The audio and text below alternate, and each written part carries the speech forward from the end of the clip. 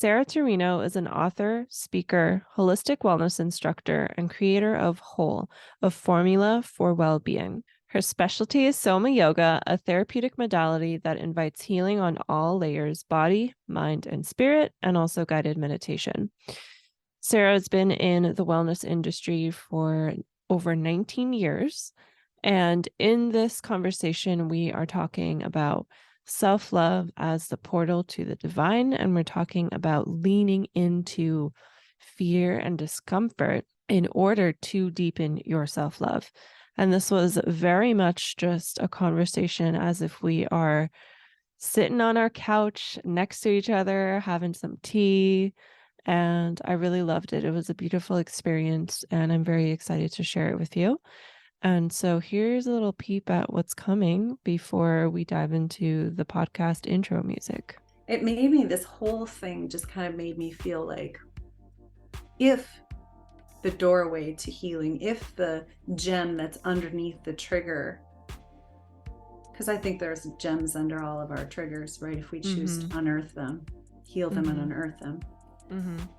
If what's on the other side of our deepest fears is liberation,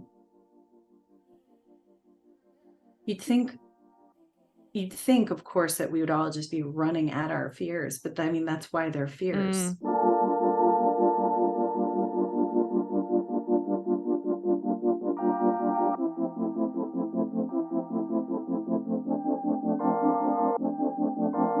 Welcome to Openly Spoken, the podcast to help you show up, speak out, and be seen.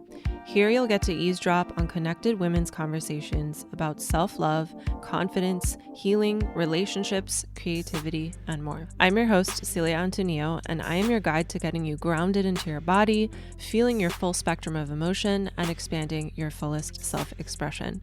I also pop in here from time to time with solo episodes where I give you tips, tricks, and resources like meditations, visualizations, and all the things to get you grounded, to get you to feel, to get you to alchemize, and to get you to expand and express yourself fully. I'm so grateful that you're here, and I invite you to now put your hands on your heart, take a deep breath, set a tone for how you want to be as you show up for this podcast. Take what resonates in this podcast, leave out what doesn't resonate, and take some time to reflect and to contemplate. And if there's anything in the podcast you want to chat about, you can always reach out to me on Instagram at selfexpressbabe. Thank you so much for being here. Now let's get started.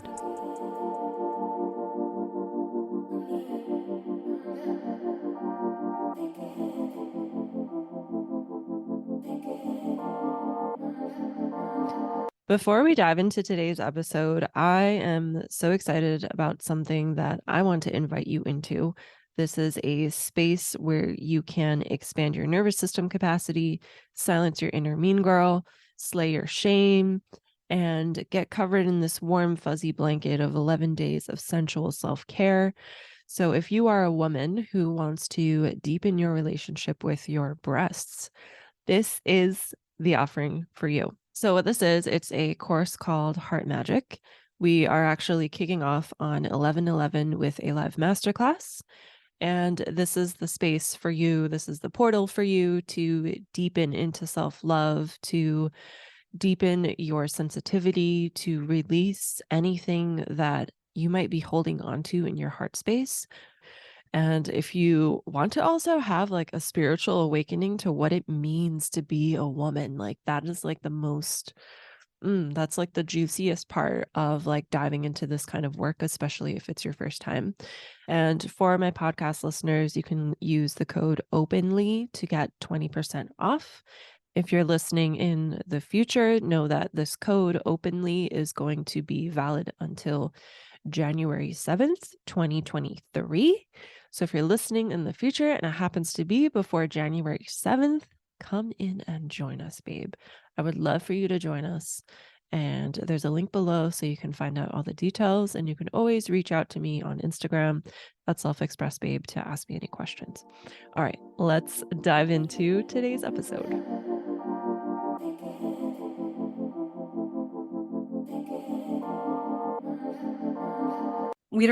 Celia and I had originally talked about the idea of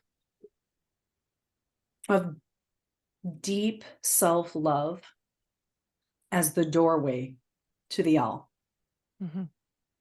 And that was what was really alive for me, a month ago when we had talked about this topic. Mm-hmm. So then a week went by and I had a meditation, and in the meditation, kind of a vision and a visual came forward. And the visual was a doorway. And what came forward was the idea of what we fear and loathe most about ourselves. And it's going to be different and unique to each of us, Mm-hmm. is the doorway to the divine. Ooh,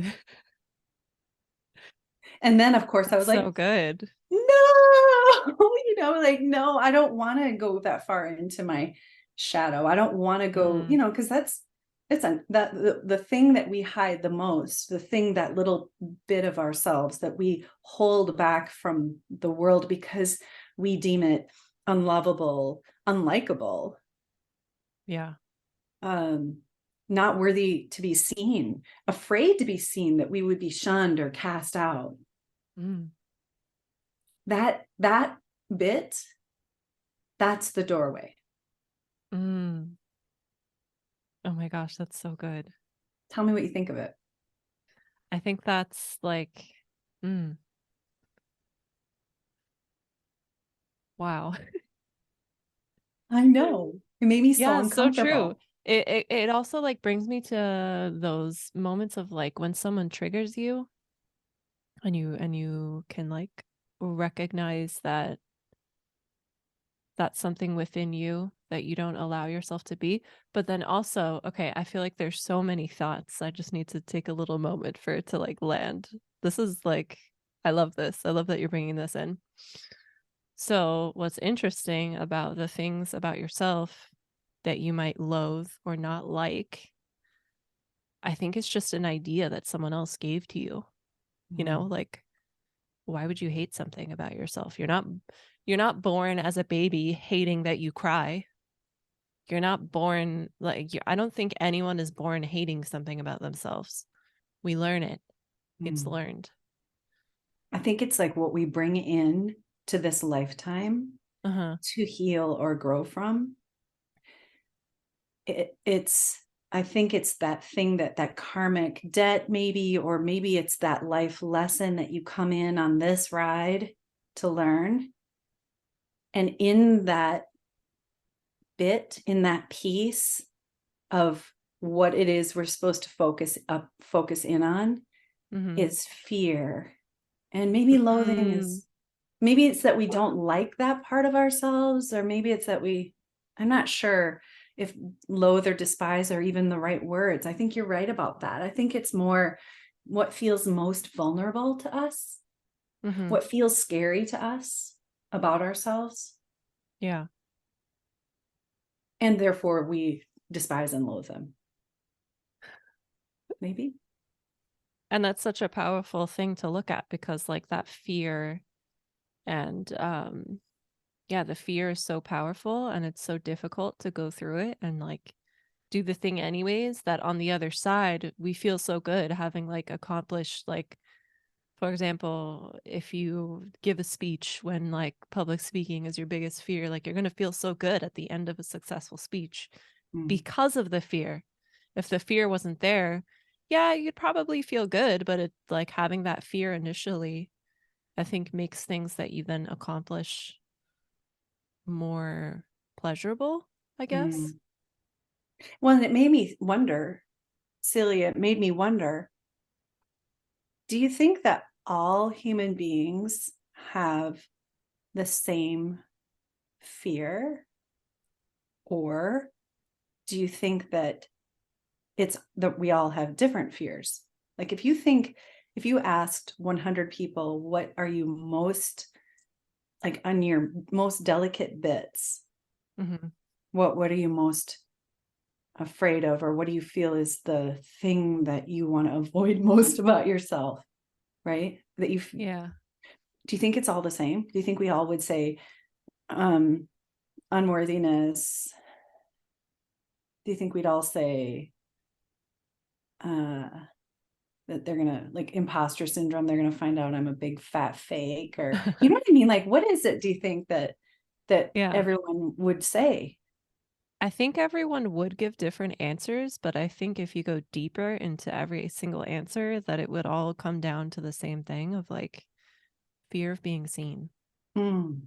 I think that is like the fear that you can boil down most fears to is fear of being seen, you Well, know? and being seen authentically, and being seen Yeah. truly, and being seen, Yeah. like, without all of the layers upon layers of acceptable garments that we put on to make Yeah. ourselves um be more seeable, that Mm. you'll see me, but you'll like me, you won't not like me.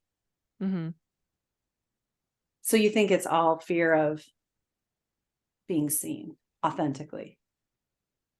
I think so. Cause when I rack my brain for like the most common fears that I know about, it's like public speaking, um, commitment in relationship. Mhm. What Fear of being else? seen. Yeah, it all Fear comes of being down seen. to fear of being seen. Like if you Mm. can't allow yourself to be, and I think that's a good point to like, I think the way that our capitalistic society is ran, it makes it very hard for parents to like fully be there and see their kids. That I think that's why it's such a common fear Mm. because like when we have that in childhood, like we kind of like take that with us in adulthood. Yeah, it's perpetuated. Yeah. Mm. And like when you really boil down to like what all of us need, it's like we all need to be connecting with each other. We all need love. And if we're not doing it, then there's a fear of love. So maybe maybe the fear of being seen could really be boiled down to a fear of love. I don't know. What do you Yeah. think? Well, Marianne Williamson said once that the I'm going to totally paraphrase this, but essentially that is the role of the light worker, is to love and be loved, right? Mhm. And so yes, if it maybe it is, maybe that's what it is our deep-seated fear of just loving acceptance. Mhm. I I wanted to ask you, as someone who shows up so beautifully, are you afraid to show up vulnerably in the world? That's a hard question to answer because no, but with certain things, yes. Mm. Like I couldn't go on the internet and talk about like sex toys. You know what I mean? Like it depends on the topic, but like no. I went through I went through a breakup in 2019 and I was living in New York City at the time and it was like really heart-wrenching breakup and my life was really busy at that time. So I cried on the subway in front of hundreds of Mm. people a lot. That's brave. So like at this point it's like yeah, why not? Like why not talk about anything and be seen? Um but I do have some of those fears. I feel like it's I don't know, I was going to say I feel like it's impossible to not have those fears, but I don't know. I don't either. I think it's something super interesting to play with. And the day Mhm. after I had this meditation, excuse me, the night after I had this meditation, I Mhm. had a dream. And it was one of those dreams that was so vivid that I woke up and was like, did that really happen in real life? I think that might have really happened in some lifetime, that because it was Mm. so real. So in my dream, I I I spoke my truth. Mhm. And all around me in this pretend town were all of the people of my childhood. All the people in my small town were all around me. And I spoke my truth, and they shunned me. They Mm. cast me out. I had to leave the town. Mm. And a woman came to me who was a mom of a friend, and she was a safe person. And she said, we have to stick together, those of us who feel the same. And she like hid me in a purple cloth Mm. and kind of, I could hide behind the purple cloth and leave town without them. They were hissing at me, Celia. They were booing me. They were pointing their finger at me. Do you think that's a memory of like a past life? Yes, I do. Yeah. Yes, I do.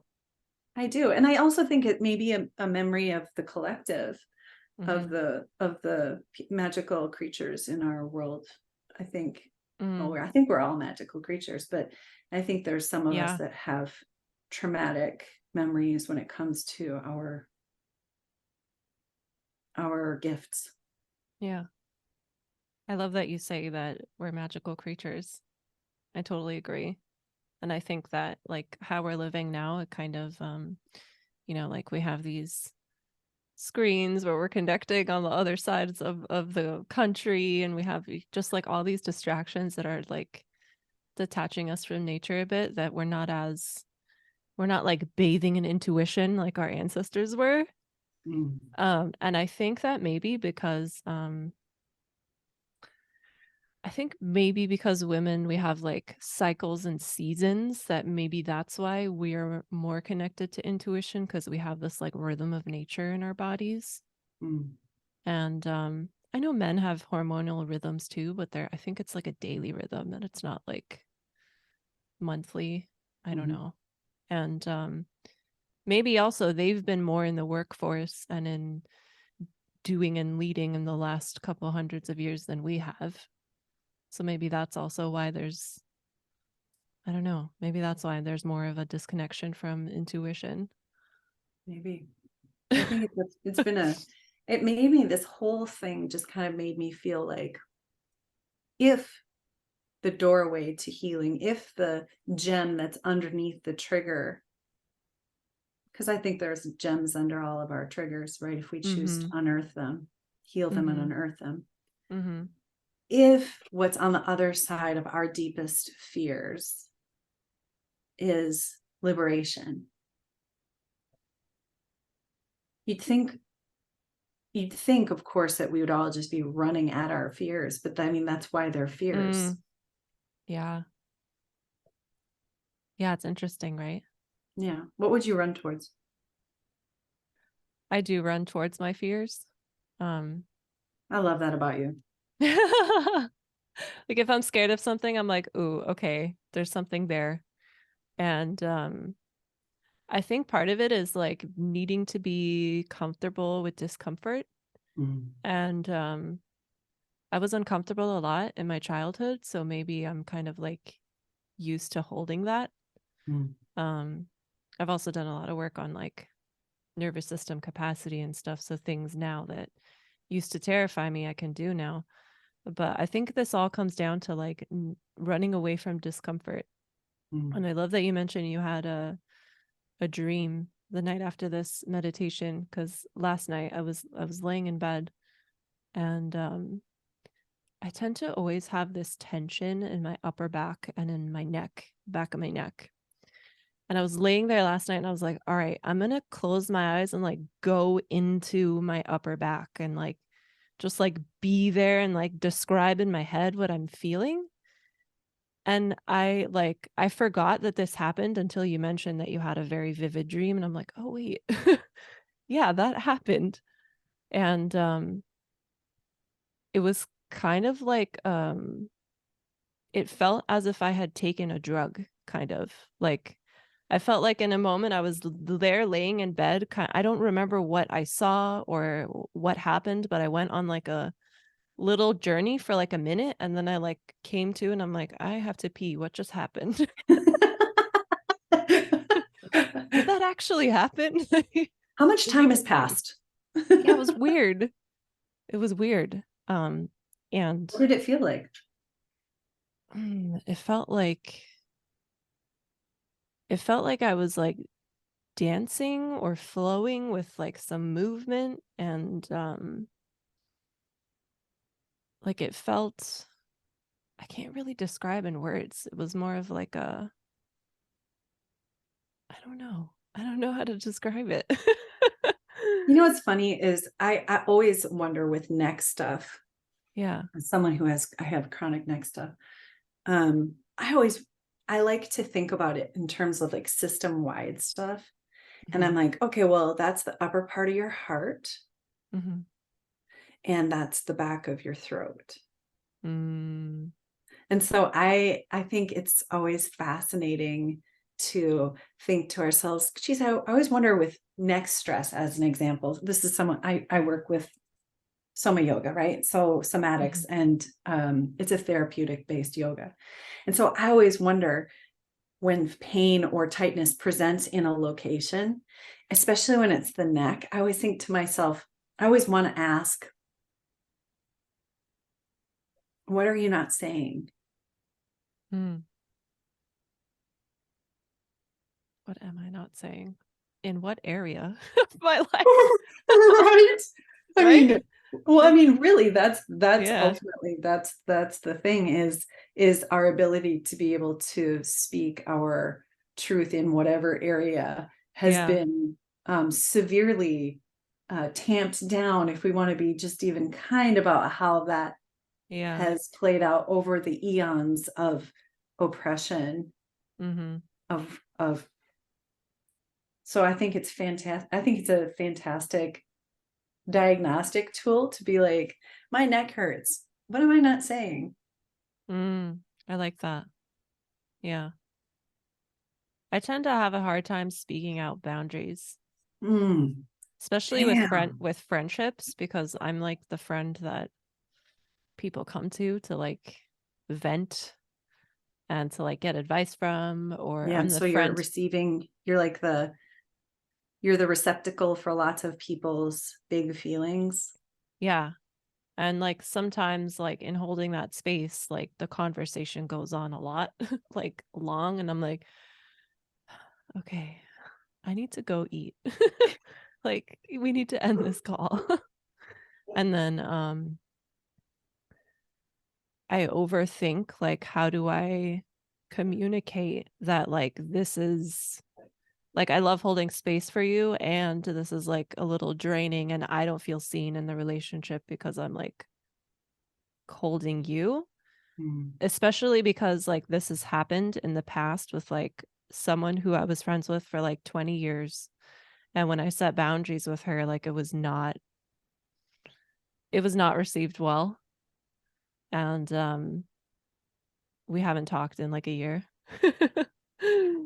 um can I just reflect back something? yeah, please. I find I find that fascinating. I just want you to know that I find that fascinating that you're the person who's holding these big feelings for people. And then when you set a boundary like, hey, listen, I've got 20 minutes late, I'd love to hear what's happening, but I have to set a time boundary in. That how it was received was that their expectation was that you had no boundaries. And so Mm, they then when you set a boundary, they left. I find that to be tremendously fascinating and also probably not uncommon. yeah. Boundaries are an interesting thing. Yeah. So if you were going to say it, I'm just curious now. Let's say your neck is sore and you're like, Hmm. I gotta set a boundary. How would you? Are you better now about sending them? Or are you still? Are you a little jumpy? I'm a little better. Yeah, I'm a little better. It's just tough when some people are having like a hard day, and like I want to be there for them, and then it's also like exhausting. I don't know. And I do see how I see now like with this time that's passed with this friend that we bonded when we were really young, when we were like 11, because of trauma. Mm, And the friendship was like, I think it served its purpose, and like it's ran its course, and like if we will talk again, great, but if we don't, like it served its course, and I'm grateful for this person. And I do see how it was okay, because here, this is what I do. This is what I learned about myself through this boundary setting thing. So I had a mom who wasn't very, well, I have a mom, she's still alive. She wasn't very emotionally present with me. So that emotional presence I give to my friends. Oh, what a gift. I like try to be Did the you give it to mom her? that I wish I had. Yeah, I was going to say, did you give it to her? Probably. Yeah. Yeah, probably. I have to distance myself a little bit. I'm working on some healing with the mother wound, but like, yeah. She doesn't I listen to feel this you. podcast, so I'll just say it. Oh, Yeah, you're the not last time, alone. Oh my yeah, God. the last time that she visited, it was very draining, and I was like, "Oh my God. Okay, I'm glad you only came for 3 days." All right. Yes. I have a 3-day maximum with my mother as well. Actually, 3-hour maximum if we're in hmm person. Yeah. I mean, we live in different states. I'm trying to look for, I have a book somewhere that I'm currently reading about the mother wound. We live in different states, so we don't see each other a lot. Mm, And the book I'm reading is called Will I Ever Be Enough? Have you heard of it? The no. title is powerful, right? Yeah, right. It's a healing from narcissistic mothers book. Damn.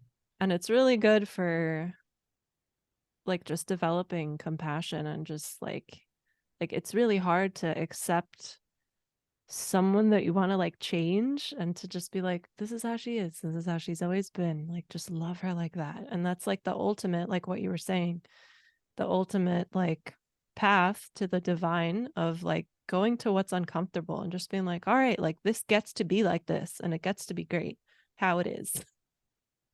Yeah. I don't know. I'm telling you, Celia, I have been playing since this meditation. I've been playing with those ideas of like, what am I turning my back from because it's Mm, too uncomfortable versus mhm. turning towards and walking towards understanding that I'm held, Yeah. understanding that I have the tools. I have the tools to support myself. I can regulate my nervous system. I have tools and resources to, and yet it's scary. Mm, It's scary to walk towards those places in your body and your mind and your spirit that are holding deep, deep fears around love yeah. and being seen as authentic. And if you're right, and that is the human wound, Mhm. well, I think that's like we need to help people get there. And I can't do that. I Yeah. can't do that. Sorry. I gotta work on me first. I gotta walk That's why first I'm with so myself. like passionate about sharing self-love, because I feel like that inside work is what's going to change everything. And what's interesting about what you just said, when you go after those fears, like once you face those fears, though, there's going to be new fears. Well, that's exactly it. It's the spiral It never staircase, isn't ends. it? It's just going to be a different layer of learning, right? Yeah. And so it's this constant spiral staircase that I find fascinating. But I also feel as if our if your desire is to seek and hmm to be close with the divine, the big her, within, without, micro, macro, if that is, well, that means we got to start unearthing the stuff, and we got to start unearthing the things that bring us big discomfort. It's in those pockets of shame and fear and pain, and it's in those pockets of ick that there's some real treasures. Yeah. I'd be so curious to know if like all this shame and fear and ick that we have as a collective, like how much bigger it's gotten since since media and phones Right. and the car being invented Oh and my communities being gosh. separated. Yes. And also just our fundamental connection with nature, which Yeah. which naturally Mm. soothes our nervous system enough that Mhm. we can access our feelings, access our knowings. Yeah. What was your entry point into like doing this kind of work of like facing your fears, deepening your capacity, your nervous system capacity, and all of these self-love things? Um, I think I've always been a seeker, Hmm.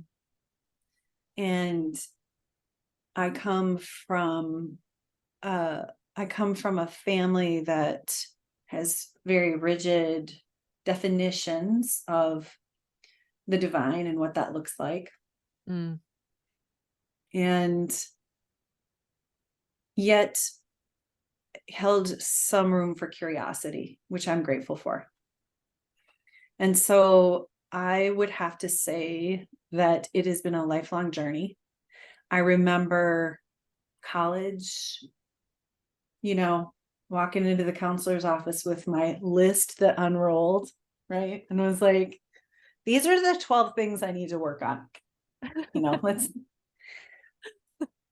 but the spirit stuff, that's come later. And I think because of my upbringing, my lineage is all in the Anglican church Okay. on my dad's side. My dad's a priest, an Episcopal Oh, priest, my uncle, my wow. grandpa, my cousins, and back all the way Wow. to the 1600s. Wow. So I say this because it's deeply ingrained, and there's also been a lot of pain. There's a lot of pain there Mm. in my lineage. And so it's only been in the last few years, actually, that I've done quite a bit of spiritual reclamation. Hmm. And and that has supported all of the head work that I did, right? And so everything in the last 10 years has kind of pushed me into integrating all the stuff that I knew in my head and had done in therapy and put it more in my body with SomaYoga, and now really coming into my spirit. And I think, if you don't mind me saying, there is some crone work there. There is some crone work when you move from maiden to mother to crone. Um, I'm a full-fledged crone now, and I have to Ooh, tell you it's an that honor my to have you here. yeah, and there's some ego there too. There's lots of ego because our society Mm. has condemned aging so radically. Um, Yeah. but I tell you, I feel so strongly about this evolving that I'm in the midst of, and that the idea that we can be crones in our full potency and our full power and our full knowing and all of our gifts. Mhm. What would that mean for me personally? And the idea that we can help people coming up, that I can help my daughters Yeah. make sense of this world in a world that is going to be, she is rising. She is rising. The divine feminine is rising, and she's wreaking all sorts of havoc on the world Yeah. because it's not set up for her. Mm. Yeah. But she's rising, and we need to make space for that. And if I can help with that even a little bit, with my kids, with myself, with my people, great. Mhm. Yeah. Did I answer your question? I Oh my God. think so. Yeah. So you said you've always been a seeker. Mm. You said also though that the spirit stuff started a few years ago. How did that start? Well, I would say it started more than a few years ago, in that I've always been close to spirit. And it's just maybe the definition changed for me. And it turned less like going outside Like going or out to a church or yes, okay. yes, Mm-hmm. yes. And turned more towards what does this mean to me? And I had to do a Mm, lot of unpacking yeah. of oppressive systems that I was a part of and had been taught, and also redefining. So it was kind of an unraveling and then a re-knitting. And I've been re-knitting Mm, for some time now. And how can I be in right relationship with yoga, which is not my, I don't want I don't want to appropriate. So how can I be in right relationship with yoga mm, and still have it serve me? I had to really explore that and dig into that. yeah. Um, I feel also, though, closer now without any rules and regulations with the divine as I've ever been. I love that. As I've ever been. It's incredible. And it's just me and my little altar in the corner. Yeah. I can relate. I feel more connected to the universe, to source. I don't have altars though. I'm a minimalist at heart, so I've never really like come to make an altar. I almost Mhm. did one when we were in medicine muse together. I remember that was our homework to do an altar. And I'm more of like, I like to have like a special blanket that I put down for when I meditate or something, and then I roll that up and put it away. I'm more of like that when it comes to altars. Um, If you don't mind me saying also, yeah, you're one of the few people who I truly feel observes their physical body as their altar. I do. Oh, thank you for that reflection. Yeah. Yeah. Yeah. You're I don't know how to say this, but I feel that embodiment is your superpower. And Thank you. I enjoy watching your exploration because it's an interesting thing to feel safe in your physical body and to treat it as Mm, a gift and recognize it as a gift mm, in a world that has taught us that it's not safe, in a world that has taught us that it's not good, that yeah. something's not right here in order to make money off of us, Yeah. right? Yeah. And so when I see young women who see that their body is an altar, which it is, Hmm. um, I think to myself, God damn, kids are all right. Oh, Serious. thank you. Thank Yeah. you. Yeah, that took a lot of work to get to. When I was 3, my mom got remarried, and my stepfather comes from a culture that sees women as second. He's from Pakistan, so I grew up with um, the Muslim like culture around me. He was never very religious, but his family was. And just from the little interaction of like his mother lived with us for some time, his sister lived with us for some time. And just from those little interactions, like I got the messages that like it's bad to be a woman. Like my body is a shameful thing that needs to be covered.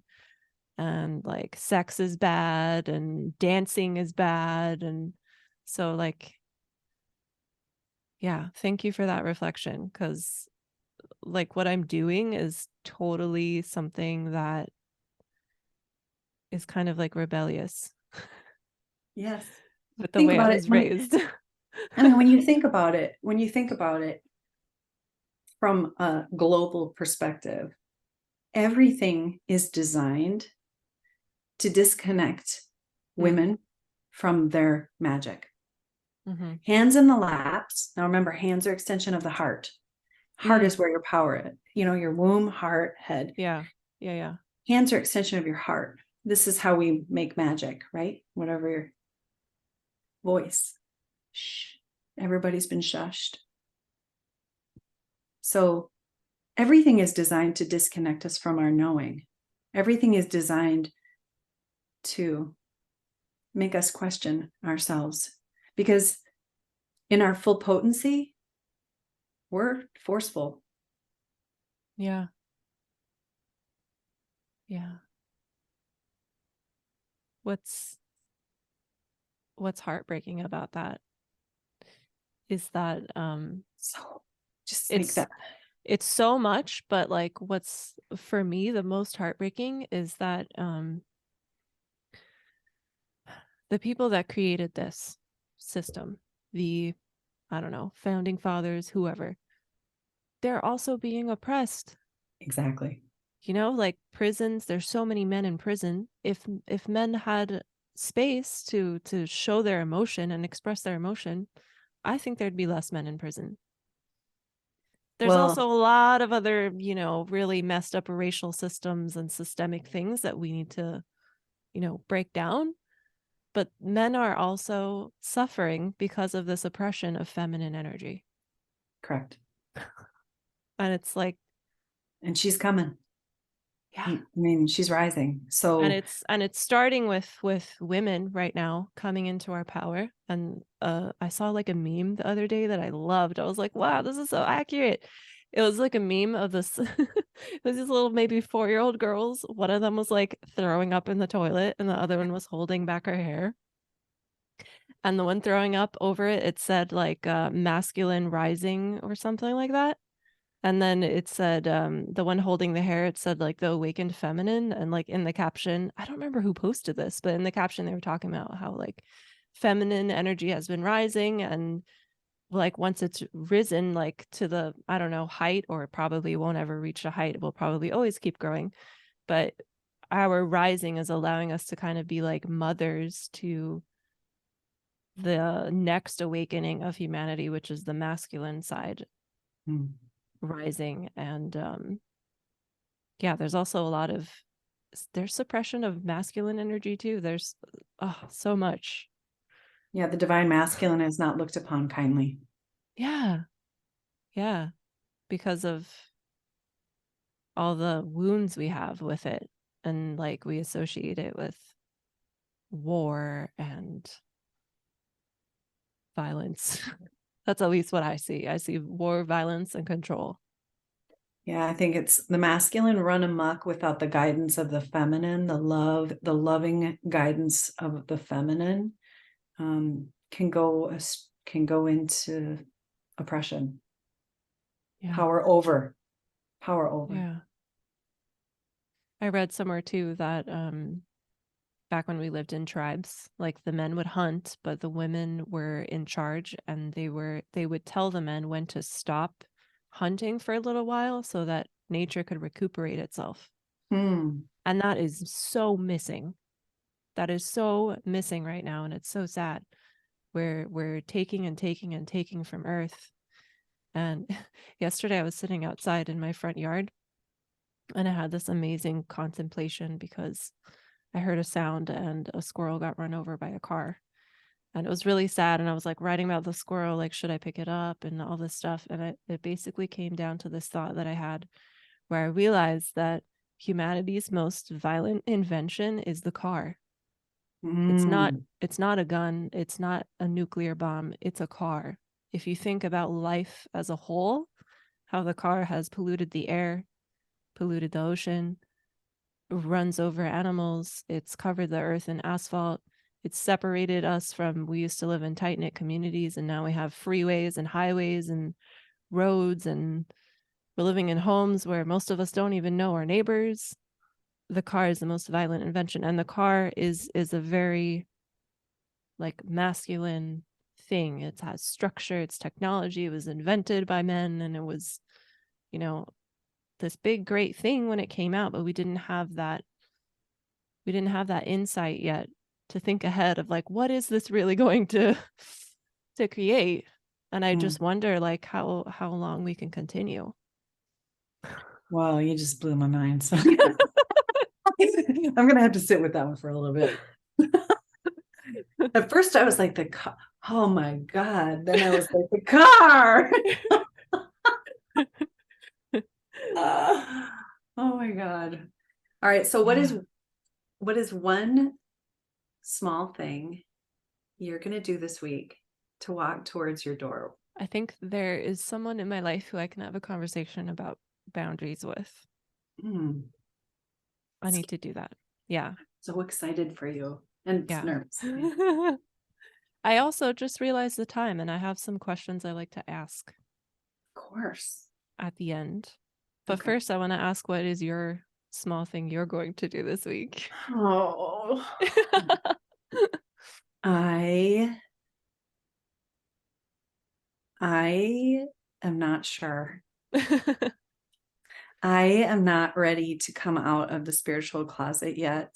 So Mm, maybe it's doing this podcast and being open with you mm. and not even thinking that other people might hear it. Um, so maybe it's that. I have been very open with you and I feel okay. I feel good about that. Yay. Yeah, that feels good to me. I was going to say I'm working really hard at being brave.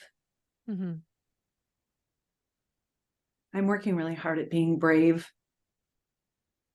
And but it's really hard to it is really hard to be brave. And so I'm trying. And so how I do that is I I go to the altar and I do ceremony every day and I meditate every day and poetry comes out sometimes. And so my little piece of bravery is that about once a week I share one of my pieces, and that is my little piece of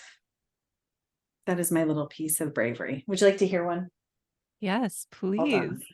No, Oh, wait a minute. yay. I don't think I have. Everyone listening is in for a treat. All right, hold on a sec. I will. Can you hear me okay? Yes.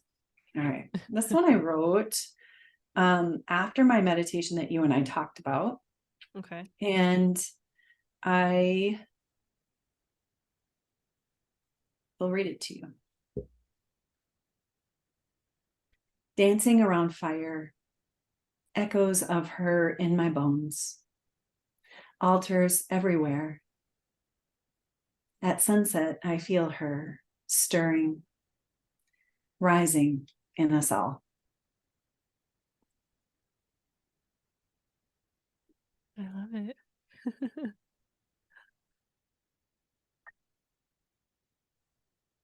Yeah, I'm trying to be a little more brave. It's hard for me. Yeah. I'm in process. Yeah. I love it. Oh. Okay.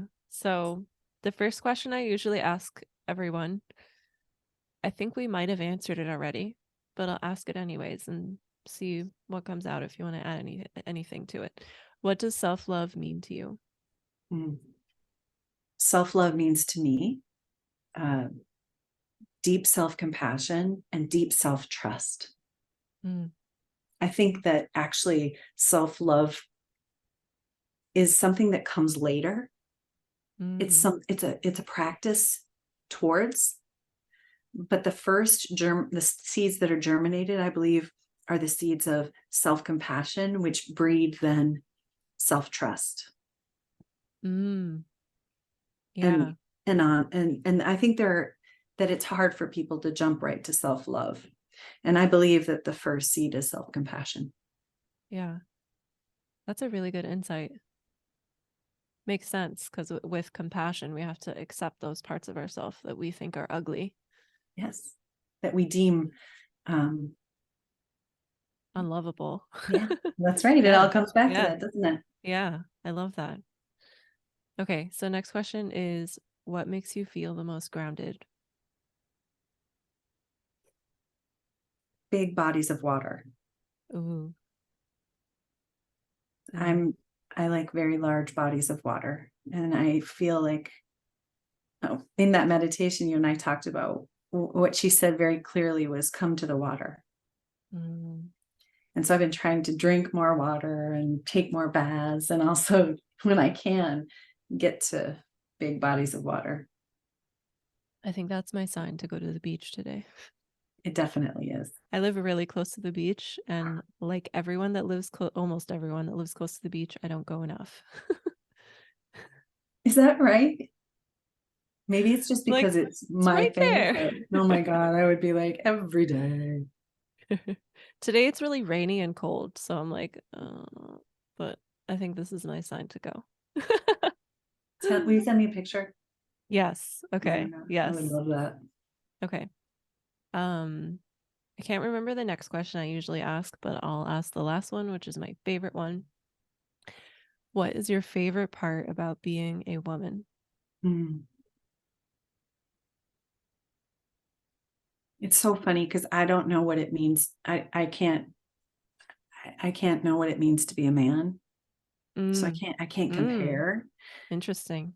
Mm-hmm. Um,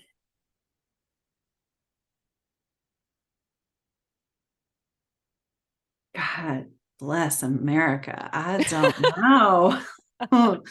Okay. My initial reaction, my first reaction was my vagina. Um, but my secondary reaction is my womb space. Mm-hmm. I'm grateful for all of all that comes with being able to hold all of the things that a womb does, Mm-hmm. including birthing my 2 children. Mm-hmm. But it doesn't define me. And I guess what I mean by that is that, oh, I'm going to mangle this.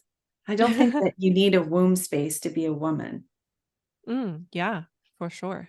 I agree And with you. so I guess what I'm trying to say is that for me, it's the idea of the womb space, Mm-hmm. um, and that it's my power center. Mm-hmm. And I'm still working with it and learning a lot about it. And I'm older, but that would be my answer. Mm-hmm. And I boobs are love it. cool.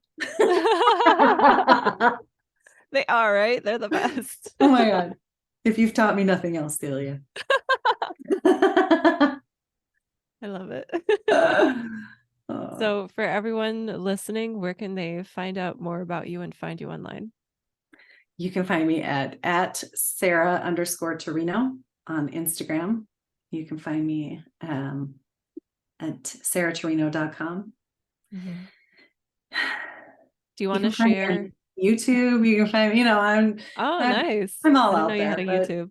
well, I'm sporadic about it, but I do like the visual mediums. Nice. Media. Yeah. Yeah. Yeah. YouTube is a lot of work. I've been wanting to show up there for a while. I think I might start in 2023. I post this podcast there, and that's about it. Well, if you ever need help, that's my jam. And then you can help me with Oh. lots of other things. All right. Sounds good. Thank you for today. Yeah. Thank you. This was so lovely.